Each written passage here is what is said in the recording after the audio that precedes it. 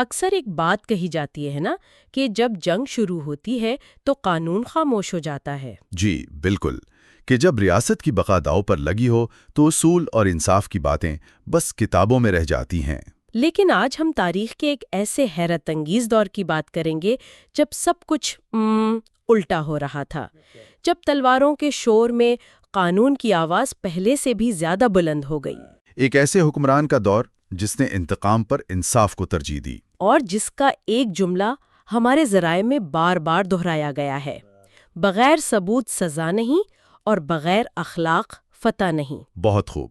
آج ہم جن ذرائع کا جائزہ لے رہے ہیں وہ ہمیں حضرت ابو بکر صدیق رضی اللہ عنہ کے دور خلافت کے اس ابتدائی انتہائی بحرانی وقت میں لے جاتے ہیں، جب نئی اسلامی ریاست کو چاروں طرف سے بغاوتوں نے گھیر لیا تھا۔ جی، اور ہمارا مقصد کوئی تاریخی داستان سنانا نہیں بلکہ یہ سمجھنا ہے کہ جب ریاست ٹوٹنے کے دہانے پر تھی اس وقت قانون کی حکمرانی، منصفانہ ٹرائل اور برابری جیسے اصولوں کو کیسے نہ صرف بچایا گیا بلکہ ریاستی پالیسی کی بنیاد بنایا گیا۔ بالکل، یہ کوئی معمولی چیلنج نہیں تھا، یہ تو ریاست کے وجود کی جنگ تھی، اور ایسے میں انصاف کے پیمانے قائم کرنا ایک غیر معمولی بلکہ کچھ لوگوں کے لیے ایک خطرناک حد تک غیر حقیقی اقدام لگتا ہوگا۔ بالکل، اور یہیں سے سب سے دلچسپ نقطہ سامنے آتا ہے۔ ہمارے ذرائع بتاتے ہیں کہ جب بغاوت کی خبریں مدینہ پہنچیں تو ماحول میں ایک بے چینی اور خوف تھا۔ ظاہر ہے، زیادہ تر مشیروں کا خیال تھا کہ فوری اور سخت فوجی کارروائی کی جائے، بغاوت کے سر اٹھانے سے پہلے اسے کچل دیا جائے۔ ایک فطری رد عمل تھا، کوئی بھی لیڈر شاید یہی کرتا۔ جی، لیکن حضرت ابو بکر رضی اللہ تعالی عنہ نے اس لمحے میں ایک ایسا اصول قائم کیا جو حکمرانی کی تاریخ بدلنے والا تھا۔ انہوں نے اصرار کیا کہ کسی بھی کارروائی سے پہلے ہر الزام کی مکمل قانونی چھان بین ہوگی۔ جی بالکل، مکمل قانونی چھان بین۔ ایک منٹ، یہاں میں آپ کو روکوں گی۔ جب ریاست کے وجود کو خطرہ ہو تو کیا اتنی لمبی چوڑی قانونی کارروائی کا وقت ہوتا ہے؟ کیا اس وقت کچھ لوگوں نے اسے ایک کمزور رد عمل نہیں سمجھا ہوگا کہ آپ دشمن پر ٹوٹ پڑنے کے بجائے کاغذات اور گواہیاں دیکھ رہے ہیں؟ یہ تو آج بھی بہت بڑا چیلنج ہے۔ آپ نے بالکل وہی سوال پوچھا ہے جو اس وقت بہت سے ذہنوں میں ہوگا، اور یہی اس فیصلے کی عظمت ہے۔ دیکھیں، ذرائع یہ واضح کرتے ہیں کہ یہ کوئی رسمی کارروائی نہیں تھی، یہ ایک سنجیدہ اور گہرا عمل تھا۔ اچھا، بغاوت کے ہر کیس میں، چاہے وہ ایک فرد کے خلاف ہو یا پورے قبیلے کے، پہلے رپورٹس کی تصدیق کی جاتی، گواہوں کو سنا جاتا اور ثبوتوں کو پرکھا جاتا۔ اس کا مقصد کیا تھا؟ اس کا فوری مقصد یہ تھا کہ ریاست کا رد عمل غصے یا افواہوں پر مبنی نہ ہو بلکہ حقائق پر ہو، اور اس کا گہرا مقصد یہ تھا کہ ریاست اپنے شہریوں کو یہ پیغام دے کہ یہ ایک قبائلی لشکر نہیں بلکہ ایک منظم اور انصاف پسند حکومت ہے جو جذبات میں آ کر فیصلے نہیں کرتی۔ یعنی یہ صرف ایک اخلاقی فیصلہ نہیں تھا بلکہ ایک اسٹریٹجک فیصلہ بھی تھا۔ بالکل، آپ دشمن کو یہ موقع ہی نہیں دے رہے کہ وہ آپ پر ظلم کا الزام لگا سکے۔ ٹھیک ہے، تو پہلا قدم یہ تھا کہ ہر الزام کی تحقیق ہوگی، لیکن فرض کریں تحقیق میں کوئی مجرم ثابت ہو بھی گیا تو اگلا سوال یہ تھا کہ سزا کسے ملے گی؟ کیا صرف اس ایک شخص کو یا اس کے پورے قبیلے کو، جیسا کہ اس دور کا رواج تھا؟ یہ اس پورے نظام کا دوسرا اور شاید اس سے بھی زیادہ انقلابی ستون تھا۔ اس دور کے عرب معاشرے میں فرد کی شناخت اس کے قبیلے سے تھی۔ ایک شخص کا جرم وہ پورے قبیلے کا جرم سمجھا جاتا تھا، اور بدلہ بھی پھر پورے قبیلے سے لیا جاتا تھا۔ جی، جس سے نسلوں تک چلنے والی دشمنیاں پیدا ہوتی تھیں۔ اس روایت کو ایک ہی جملے میں ختم کر دیا گیا۔ ہمارے ذرائع ایک واضح فرمان نقل کرتے ہیں: حساب اس پر ہوگا جس نے عمل کیا، اس کی عزیز پر نہیں۔ یہ تو بہت بہت بڑی بات ہے۔ اس کا مطلب ہے کہ آپ اجتماعی سزا کے تصور کو مکمل طور پر رد کر رہے ہیں۔ مکمل طور پر۔ یہ تو آج کے کرمنل لا کی بنیاد ہے کہ ذمہ داری فرد کی ہوتی ہے، پورے خاندان یا کمیونٹی کی نہیں۔ بالکل، اسے آج کے دور میں یوں سمجھیں کہ اگر ایک کمپنی کا CEO کوئی فراڈ کرتا ہے تو آپ پوری کمپنی کے ہر ملازم کو جیل میں نہیں ڈال دیتے۔ صحیح۔ ذمہ داری اسی کی ہوگی جس نے وہ کام کیا۔ یہ اصول اس وقت قائم کیا جا رہا تھا۔ اس کے دو بڑے فائدے ہوئے۔ ایک تو یہ کہ انصاف کا تقاضا پورا ہوا، دوسرا اس نے ایک بغاوت کو پھیلنے سے روکا۔ وہ کیسے؟ دیکھیں، جب آپ صرف مجرم کو سزا دیتے ہیں تو اس کا خاندان اور قبیلہ آپ کا دشمن نہیں بنتا، بلکہ وہ اکثر یہ سوچتے ہیں کہ نظام نے ہمارے ساتھ انصاف کیا ہے۔ اس طرح آپ معاشرے کو انتقام کی ایک لامتناہی زنجیر سے بچا لیتے ہیں۔ اور ریاست کے غیر جانبدار ہونے کا تاثر مضبوط کرتے ہیں۔ بالکل۔ یہ واقعی گہری حکمت عملی ہے۔ آپ نہ صرف موجودہ بغاوت کو ختم کر رہے ہیں بلکہ مستقبل کی بغاوتوں کی وجہ بھی ختم کر رہے ہیں۔ اچھا، اگر سزا صرف فرد کو ملنی ہے تو پھر یہ سوال بھی اٹھتا ہے کہ کیا ہر فرد کو ایک جیسی سزا ملے گی؟ یعنی کیا ایک عام آدمی اور ایک طاقتور قبیلے کے سردار کا جرم برابر سمجھا جائے گا؟ عام طور پر تو ایسا نہیں ہوتا۔ طاقتور لوگ اکثر بچ نکلتے ہیں۔ اور یہی تیسرا اصول تھا جو شاید عملی طور پر سب سے مشکل ہوتا ہے: قانون کے سامنے سب برابر۔ خاص طور پر جنگ اور بحران کے وقت میں۔ جی، اس وقت تو یہ اصول اور بھی کمزور پڑ جاتا ہے۔ دوستی، رشتہ داری، سیاسی ضرورتیں، یہ سب انصاف پر اثر انداز ہوتی ہیں۔ لیکن ہمارے ذرائع ایک ایسی مثال پیش کرتے ہیں جو اس کے بالکل الٹ ہے۔ کیا مثال ہے؟ ایک بہت معزز، طاقتور اور سیاسی طور پر اہم قبیلے کے ایک بڑے شخص پر بغاوت میں ملوث ہونے کا الزام ثابت ہوا۔ اچھا۔ اس وقت بہت سے لوگوں کو لگا ہوگا کہ شاید ریاست مصلحت کا شکار ہو جائے گی، کوئی درمیانی راہ نکالی جائے گی۔ ہاں، کیونکہ ایسے بااثر شخص کو سزا دینے سے اس کا پورا قبیلہ دشمن بن سکتا تھا، جو ریاست کے لیے مزید مشکلات پیدا کرتا۔ بالکل، یہی خطرہ تھا۔ لیکن فیصلہ بغیر کسی اگر مگر کے سنایا گیا، اور ذرائع کے الفاظ یہ ہیں: اگر وہ مجرم ثابت ہو گیا ہے تو دوسروں کی طرح سزا پائے گا۔ واہ! اس میں کوئی رعایت نہیں، کوئی استثناء نہیں۔ اس ایک فیصلے نے پوری ریاست میں یہ پیغام بھیج دیا کہ انصاف کا ترازو سب کے لیے برابر ہے، کوئی بھی قانون سے بالاتر نہیں۔ اس سے ریاست کی اخلاقی ساخ اتنی بلند ہوئی جو شاید 10 جنگیں جیتنے سے بھی نہ ہوتی۔ بالکل۔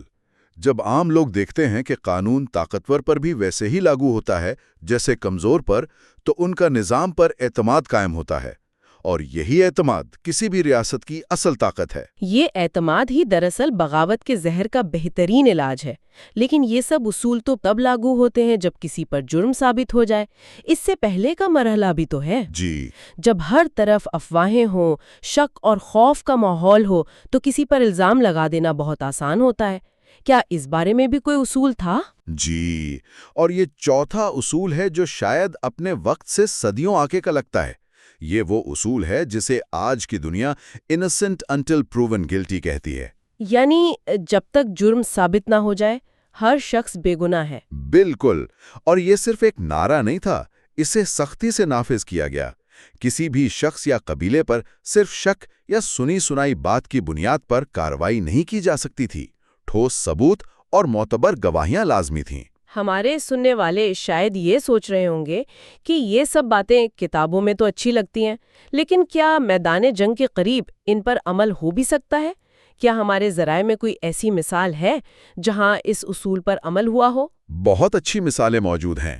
ذرائع بتاتے ہیں کہ کئی ایسے قبائل تھے جن پر بغاوت میں شامل ہونے کا شدید شبہ تھا اور ان کے خلاف کارروائی کا پورا ماحول بن چکا تھا۔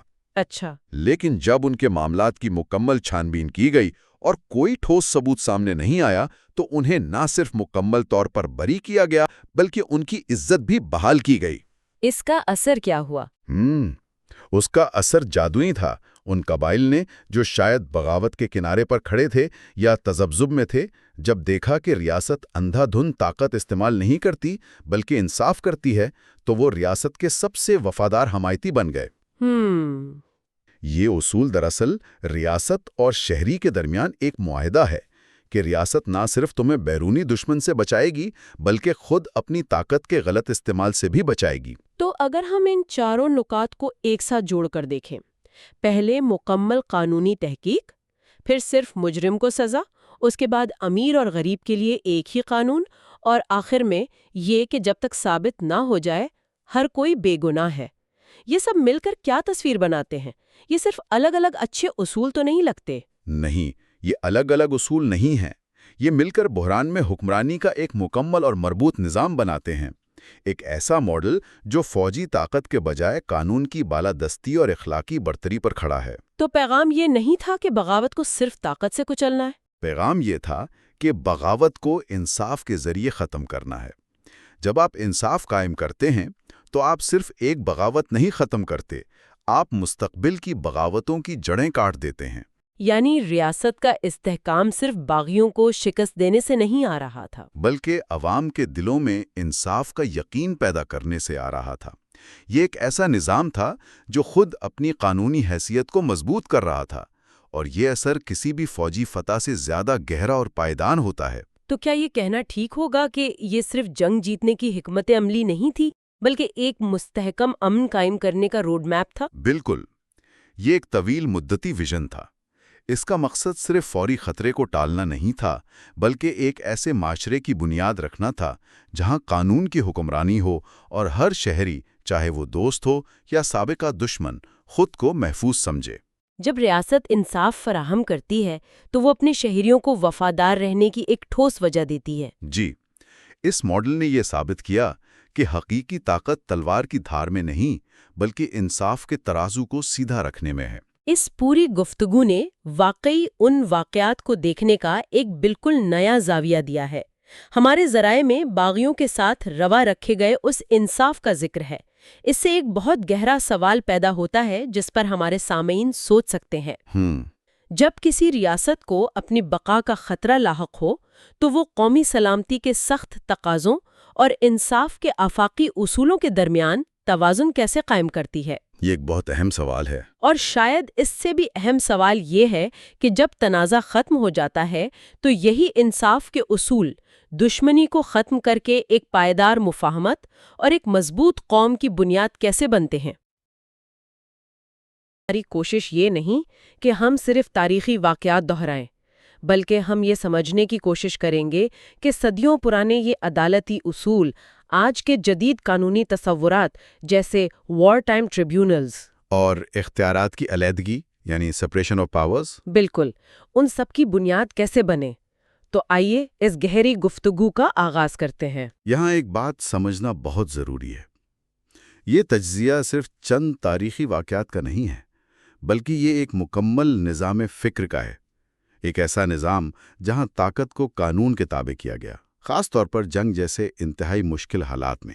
اور اہم بات یہ ہے کہ یہ اصول صرف کتابوں میں نہیں تھے، صرف نظریاتی نہیں تھے۔ نہیں، بالکل نہیں، یہ عملی طور پر نافذ کیے گئے تھے۔ اچھا، تو اس نظام کی پہلی کڑی سے شروع کرتے ہیں جو شاید سب سے حیران کن ہے، مقدمہ نمبر 29 جو جنگی حالات میں عدالتی کارروائی کے بارے میں ہے۔ جی، ذریعہ ہمیں بتاتا ہے کہ حضرت ابو بکر رضی اللہ عنہ نے جنگی مہمات کے دوران بھی عدالتی کارروائی کو معطل نہیں ہونے دیا، مطلب ایک ہنگامی عدالتی نظام قائم کیا۔ ایک منٹ، تو کیا اس کا مطلب یہ ہے کہ فوج کے ساتھ ایک موبائل کورٹ بھی سفر کر رہی تھی؟ آپ کا اندازہ بالکل درست ہے۔ یہ ایک غیر معمولی اقدام تھا۔ اس کا مطلب یہی تھا کہ فوج جہاں بھی جاتی، انصاف کا ترازو اس کے ساتھ ساتھ چلتا تھا۔ عام طور پر تو جنگی حالات کو قانون کی معطلی کا جواز سمجھا جاتا ہے، لیکن یہاں اس کے بالکل برعکس ہو رہا تھا۔ جب میں نے پہلی بار اس کے بارے میں پڑھا مجھے خود یقین نہیں آیا، کیونکہ ہمارا ذہن جنگ کو ہمیشہ قانون کی غیر موجودگی سے جوڑتا ہے نا؟ بالکل، لیکن یہاں تاریخ ہمیں کچھ بالکل مختلف دکھا رہی ہے۔ یہ خیال کہ محاذ جنگ پر جہاں تلواریں چل رہی ہیں وہاں بھی فیصلے سنائے جا رہے تھے، یہ تو آج کے دور میں بھی انقلابی لگتا ہے۔ جی، اس کا سبق تو بالکل واضح ہے کہ انصاف جنگ کی وجہ سے مؤخر نہیں ہونا چاہیے، کسی بھی حالت میں نہیں۔ اور دلچسپ بات یہ ہے کہ جدید دور کے جو وار ٹائم ٹرائیبیونلز ہیں اور آئینی فوجی عدالتیں، ان کا بنیادی تصور بھی کہیں نہ کہیں یہیں سے نکلتا ہے۔ اچھا، یعنی ایک ایسا عدالتی نظام جو خاص طور پر جنگی حالات میں کام کرنے کے لیے بنایا گیا ہو۔ اس کا مطلب ہے کہ ریاست اپنے شہریوں کے حقوق کا تحفظ جنگ کے دوران بھی کرنے کی پابند ہے۔ تو یہ صرف ایک اخلاقی اصول نہیں تھا؟ نہیں، یہ ایک ریاستی ڈھانچے کی بنیاد ہے جہاں ریاست کی طاقت کو قانون کے دائرے میں رکھا جاتا ہے، چاہے حالات کتنے ہی سنگین کیوں نہ ہو۔ یعنی جنگ قانون کو ختم کرنے کا بہانہ نہیں بن سکتی۔ اچھا، اب اگلے نقطے پر آتے ہیں جو اس نظام کو اور گہرائی دیتا ہے۔ مقدمہ نمبر 30 یہ ثبوت کی بالادستی کے بارے میں ہے۔ جی، اور یہ اصول دراصل انصاف کی روح ہے۔ یعنی کوئی بھی سزا یا کارروائی ہمیشہ مستند شہادت یا تحریری رپورٹ کی بنیاد پر ہوتی تھی، محض شک یا الزام کی بنیاد پر کچھ نہیں ہوتا تھا۔ اور ذریعہ میں ایک بہت طاقتور مثال دی گئی ہے۔ ایک کمانڈر کی رپورٹ صرف اس لیے رد کر دی گئی کیونکہ اس کے ساتھ گواہ موجود نہیں تھے۔ ایک منٹ، ایک فوجی کمانڈر کی رپورٹ جو میدان جنگ میں ہے؟ جی، ذرا سوچئے، ایک فوجی کمانڈر جو میدان جنگ میں لامحدود اختیار کا حامل سمجھا جاتا ہے، اس کی بات کو صرف اس لیے مسترد کر دیا گیا کیونکہ وہ قانونی تقاضے پورے نہیں کر رہی ہے۔ لیکن کیا یہ حقیقت پسندانہ ہے؟ میرا مطلب ہے میدان جنگ میں جہاں فیصلے سیکنڈوں میں کرنے ہوتے ہیں، کیا ایک کمانڈر کے لیے یہ ممکن تھا کہ وہ ہر حکم کے لیے گواہ تلاش کرتا پھرے؟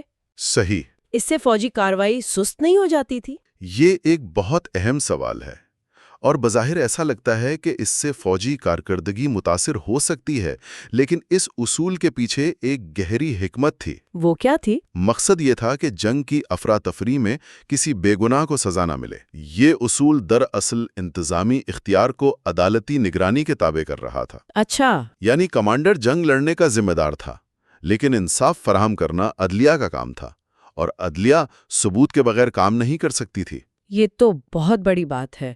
اس کا مطلب تو یہ ہوا کہ انتظامی اختیار چاہے وہ کتنا ہی طاقتور کیوں نہ ہو، وہ عدالتی عمل کی جگہ نہیں لے سکتا۔ بالکل۔ دوسرے لفظوں میں یہ فوج اور عدالت کے درمیان اختیارات کی علیحدگی یعنی سیپریشن آف پاورز کی ایک ابتدائی شکل تھی۔ جی، یہ اختیارات کی علیحدگی کے اصول کی ابتدائی اور انتہائی واضح شکل ہے، اور یہ اصول کسی بھی ریاست کو آمریت سے بچانے کے لیے بنیادی حیثیت رکھتا ہے۔ اس سے یہ ظاہر ہوتا ہے کہ نظام اس بات کو یقینی بنا رہا تھا کہ کمانڈر کا حکم نہیں بلکہ ثبوت فیصلہ کرتا ہے۔ بالکل، ثبوت فیصلہ کرتا ہے۔ اختیارات کی علیحدگی کا تصور تو بہت جدید سمجھا جاتا ہے۔ کیا اس دور کے دوسرے نظاموں مثلاً رومی یا پارسی سلطنتوں میں جنگ کے دوران ایسی کوئی مثال ملتی تھی؟ بہترین نکتہ ہے۔ اس دور کی بڑی سلطنتوں جیسے روم اور فارس میں فوجی کمانڈر کو جنگ کے دوران تقریباً آپ کہہ سکتے ہیں کہ خدائی اختیارات حاصل ہوتے تھے۔ اس کا حکم ہی قانون ہوتا تھا۔ اس پر کوئی سوال نہیں اٹھا سکتا تھا؟ سوال اٹھانے کا تصور بھی نہیں کیا جا سکتا تھا۔ اس تناظر میں یہ اصول کہ ایک فوجی کمانڈر کو اپنے اقدامات کے لیے عدالت کے سامنے ثبوت پیش کرنے پڑیں، یہ نہ صرف انقلابی تھا بلکہ اس وقت کی دنیا میں بالکل منفرد بھی تھا۔ یہ تو حیران کن ہے، لیکن یہ ایک بہت سخت نظام لگتا ہے۔ کیا اس سختی میں کسی انسانی غلطی یا کمزوری کی کوئی گنجائش تھی؟ کیا نظام صرف سیاہ اور سفید میں ہی سوچتا تھا؟ یہی وہ نکتہ ہے جہاں یہ نظام مزید دلچسپ ہو جاتا ہے۔ مقدمہ نمبر 31 اس تصویر میں ایک نیا اور بہت اہم رنگ بھرتا ہے، اور وہ ہے رحم کا اصول۔ رحم کا اصول؟ جی، یہ مقدمہ بتاتا ہے کہ جہاں جرم معمولی نوعیت کا ہوتا یا لا علمی کی بنیاد پر سرزد ہوتا، وہاں معافی دی جاتی تھی۔ تو یہ صرف معافی نہیں تھی بلکہ ایک طرح سے بحالی کا عمل تھا؟ جی بالکل، توبہ کرنے والے افراد کو معاشرے میں دوبارہ ضم ہونے کا پورا موقع دیا جاتا تھا۔ ان کے شہری حقوق بحال کیے جاتے تھے۔ یعنی مقصد صرف سزا دینا نہیں تھا؟ نہیں، مقصد اصلاح کرنا بھی تھا، جسے آج کل کے عدالتی نظاموں میں اصلاحی انصاف یعنی ریسٹوریٹو جسٹس کہا جاتا ہے۔ یعنی مجرم کو سزا دے کر الگ نہ کرو، بلکہ اس سے ہونے والے نقصان کی تلافی کر کے اسے معاشرے کا ایک بہتر حصہ بننے کا موقع دو۔ ذریعہ میں ایک بہت خوبصورت جملہ استعمال ہوا ہے، قانون بغیر رحم کے ظلم بن جاتا ہے، اور رحم بغیر قانون کے انتشار۔ یہ توازن قائم کرنا ہی تو اصل چیلنج ہے نا؟ بالکل۔ اور یہاں ایک اہم سوال یہ پیدا ہوتا ہے کہ انصاف و نرمی کے درمیان توازن کیسے قائم کیا جائے؟ یہ اصول ظاہر کرتا ہے کہ انصاف کا نظام کوئی میکینیکل عمل نہیں ہے، بلکہ اس میں انسانی عوامل، نیت اور حالات کو مد نظر رکھا جاتا ہے۔ بالکل درست۔ اور اب ہم آتے ہیں آخری مقدمے پر، مقدمہ نمبر 32۔ یہ عوامی احتساب اور شفافیت کے بارے میں ہے۔ یہ حصہ تو مجھے کسی جدید دور کی ٹاؤن ہال میٹنگ جیسا لگتا ہے۔ ہاں جی، کہہ سکتے ہیں۔ ذریعہ ہمیں بتاتا ہے کہ حضرت ابو بکر رضی اللہ عنہ نے فتوحات کے بعد انصاف کی عوامی بحالی کا ایک منفرد نظام متعارف کروایا۔ یعنی عوامی اجتماعات ہوتے تھے؟